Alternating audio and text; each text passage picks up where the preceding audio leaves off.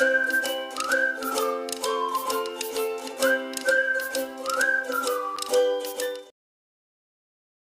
Students, इस video में हम लोग प्रयास का जो एग्ज़ाम हुआ था ना ईयर 2023-24 में, उसके साइंस के क्वेश्चंस को प्रैक्टिस करेंगे। अगर आप भी इस ईयर प्रिपरेशन कर रहे हैं तो ये वीडियो आपके लिए बहुत हेल्पफुल है।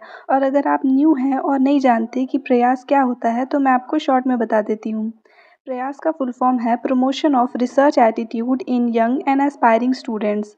ये एक नॉन गवर्नमेंटल ऑर्गेनाइजेशन है जो अंडर प्रिविलेज्ड चिल्ड्रन को फ्री और हाई क्वालिटी एजुकेशन प्रोवाइड कराता है। इसमें अगर आपको भी पार्टिसिपेट करना है तो उसके लिए आपका एज लिमिट 14 से 18 ईयर्स तक होना चाहिए।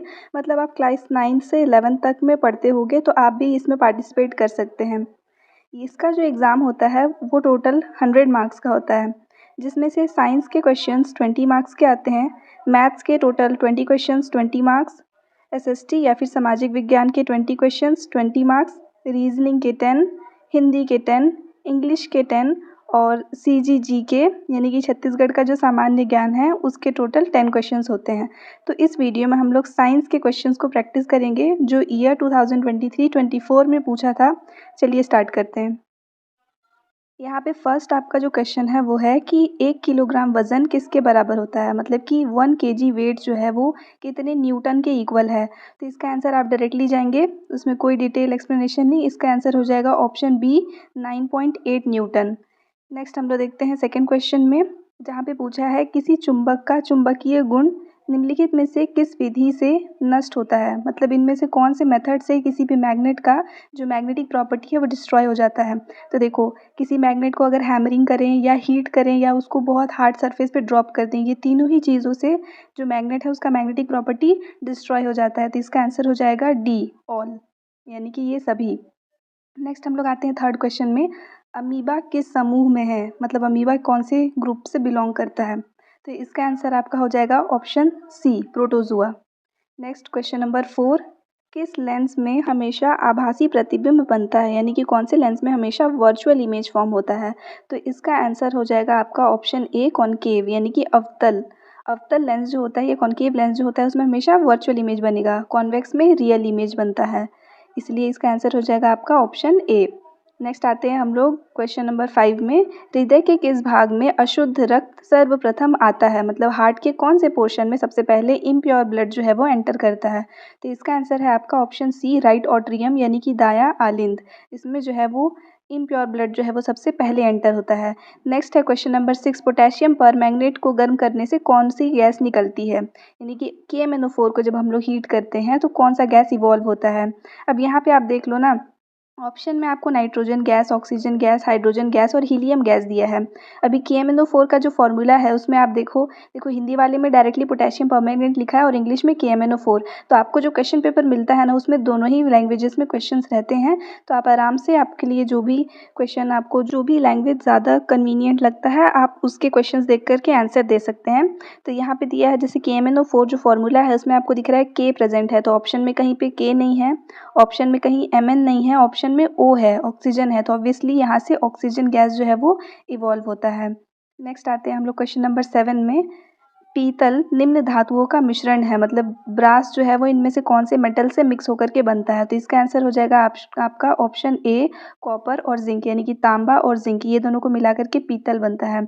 अगर इसको याद करना है तो उसमें ये देख लो कि कॉपर और टिन और कॉपर और जिंक ये दोनों ही सबसे ज़्यादा कन्फ्यूजिंग रहता है। कॉपर तो प्रेजेंट रहेगा ही, लेकिन उसके साथ में कौन सा एलिमेंट जो है वो प्रेजेंट है। तो ब्रास और ब्रॉन्ज ये दो से क्वेश्चन आते हैं, तो आप याद कर लो। ब्रास में आपको जेड नहीं दिख रहा है ना कहीं, ब्रॉन्ज जब लिखेंगे हम लोग, ब्रॉन्ज जब लिखेंगे यहाँ पे आपको जेड दिखता है, जेड से जिंक है। तो जिंक वाला जो है वो ये ब्रॉन्ज का नहीं है, उसके लिए आपको अपोजिट चले जाना है टिन में। तो ऑब्वियसली ब्रास का हो जाएगा जिंक वाला। तो इसका आंसर है ऑप्शन ए, कॉपर का zinc, copper and zinc. Next है क्वेश्चन नंबर 8, मानव की सुनने की आवृत्ति कहाँ से कहाँ तक होती है, मतलब ह्यूमन बींग्स में ऑडिबल फ्रीक्वेंसी रेंज जो है वो कितना होता है। इसका आंसर भी आप डायरेक्टली याद करो, 20 से 20,000 हर्ट्ज तक रहता है। ठीक है, 20 से 20,000 हर्ट्ज तक रहता है। क्वेश्चन नंबर 9, कोशिका की खोज की, मतलब सेल का डिस्कवरी कौन किए थे। तो इसका आंसर है option A, Robert Hooke. Robert brown जो है वो न्यूक्लियस डिस्कवर किए थे। तो आप याद करो कि रॉबर्ट हुक जो है वो सेल का डिस्कवरी किए हैं। नेक्स्ट है द्विखंडन किसमें पाया जाता है, मतलब बाइनरी फिजन इनमें से कौन से ऑर्गेनिज्म में देखने के लिए मिलता है। अब ये जो क्वेश्चन है ना वो थोड़ा सा कंट्रोवर्शियल हो जाएगा, क्योंकि इसका आंसर जो है बी और सी दोनों हो सकता है। एमीबा में भी बाइनरी फिजन होता ही है।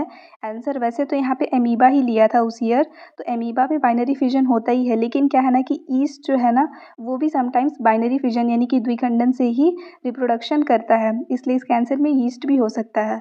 तो अगर इस टाइप का क्वेश्चन आता है तो वो ज़्यादातर की एमिट हो जाता है लास्ट में। नेक्स्ट है कृत्रिम रेशम है, मतलब कि आर्टिफिशियल सिल्क, इनमें से कौन सा है। तो इसका आंसर हो जाएगा ऑप्शन ए, नाइलॉन। नेक्स्ट है question number 12, which of the following halogen is used in germicides, मतलब निम्नलिखित में से किस हेलोजन का उपयोग रोगाणुनाशी में करते हैं। तो इसका आंसर हो जाएगा आपका ऑप्शन बी, क्लोरीन। बच्चों एकदम अच्छे से याद कर लो कि जो क्लोरीन होता है ना वही हमेशा जर्मिसाइड में यूज़ होगा। जैसे कि एग्जांपल ले लो आप डीडीटी का, डाइक्लोरो डाइफिनाइल ट्राइक्लोरोइथेन, डाइक्लोरो बोल रहे हैं, क्लोरो वर्ड जो आ रहा है ना वो क्लोरो मतलब क्लोरीन है, तो डीडीटी में क्लोरीन प्रेजेंट है। डीडीटी जर्मिसाइड है ना, इंसेक्टिसाइड्स बोलते हैं। तो ऑब्वियसली जब भी हम लोग क्लोरीन कहीं पे भी देखेंगे ना तो वही हमेशा जर्मिसाइड्स में यूज़ होता है।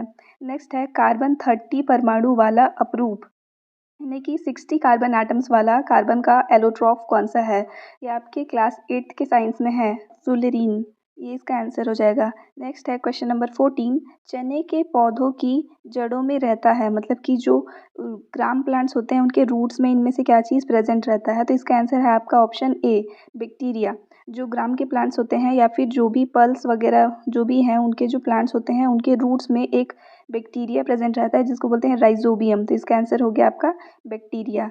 नेक्स्ट है कांच का अपवर्तनांक क्या है, मतलब ग्लास का रिफ्रैक्टिव इंडेक्स कितना होता है।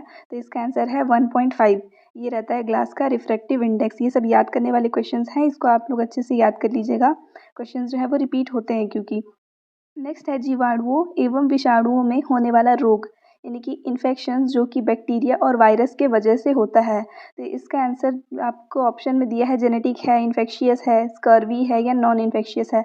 स्कर्वी जो है वो एक डेफिशिएंसी डिसीज़ है, ठीक है, विटामिन के डेफिशिएंसी से वो हो जाता है, विटामिन सी के डेफिशिएंसी से।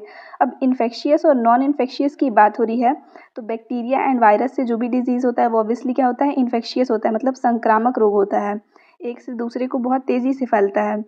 वहीं पे जेनेटिक मतलब एक जनरेशन से दूसरे जनरेशन में चला जा रहा है, मतलब अनुवांशिक, तो ये नहीं है। इसका आंसर हो जाएगा ऑप्शन बी, इन्फेक्शियस यानी कि संक्रामक रोग। अब आते हैं क्वेश्चन नंबर 17 में, यहाँ पे पूछा है घर्षण से क्या उत्पन्न होता है, मतलब फ्रिक्शन से इनमें से क्या चीज़ प्रोड्यूस होता है। तो फ्रिक्शन हम लोग को पता है ना, अपोजिंग फोर्स है, किसी भी चीज़ जो आगे बढ़ रही होती है उसको वो रोकता है, तो इससे क्या प्रोड्यूस होगा यहाँ पे, हीट यानी कि ऊष्मा जो है वो उत्पन्न होता है। नेक्स्ट यहाँ पे क्वेश्चन नंबर 18, निम्नलिखित में से विद्युत का सुचालक नहीं है, मतलब कि गुड कंडक्टर ऑफ इलेक्ट्रिसिटी नहीं है जो। अब आप देखो जो लेमन जूस है उसमें भी आयंस प्रेजेंट रहते हैं जो कि इलेक्ट्रिसिटी को ट्रांसफ़र करने में हेल्प करते हैं, ठीक है। कोई भी चीज़ जिसमें से इलेक्ट्रिसिटी पास हो रहा है मतलब उसमें आयंस प्रेजेंट है।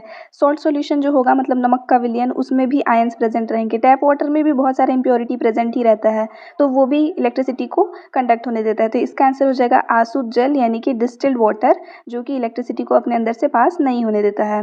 नेक्स्ट है क्वेश्चन नंबर 19, दहन के समय पदार्थ ऑक्सीजन से जुड़ता है तो यह क्रिया होगी, यहाँ पे किया लिखा गया है, क्रिया होगी। तो यानी कि दहन के टाइम पे मतलब कंबशन के टाइम पे अगर किसी सब्सटेंस में ऑक्सीजन ऐड हो जा रहा है तो फिर उस प्रोसेस को हम लोग क्या बोलेंगे। तो याद कर लो कि ऑक्सीजन का जो एडिशन है उसको क्या बोलते हैं, ऑक्सीडेशन यानी कि ऑक्सीकरण। तो किसी भी प्रोसेस में अगर ऑक्सीजन जुड़ रहा है तो वो आपका ऑक्सीडेशन यानी कि ऑक्सीकरण अभिक्रिया जो है वो कहलाएगा।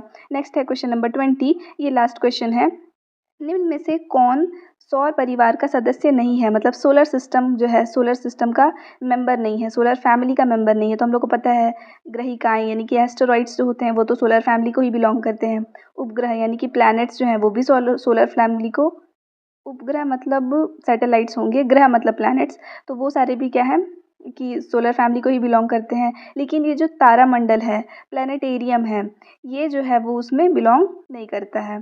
तो इसका आंसर हो जाएगा आपका ऑप्शन डी। आई होप आपको यहाँ तक ये पूरा वीडियो जो है वो समझ में आया होगा, क्वेश्चंस आपको समझ में आ गए होंगे। कोई भी डाउट होगा तो आप कमेंट में पूछ सकते हैं। और आप अगर हमसे कनेक्टेड रहना चाहते हैं तो आप हमारे टेलीग्राम चैनल से जुड़ सकते हैं, उसका लिंक डिस्क्रिप्शन में है। Thanks for watching and please do subscribe if you are new to our channel. और अगर आपको इसी का ही मैथ्स का वीडियो देखना है तो आप वो यहाँ पे क्लिक करके देख सकते हैं।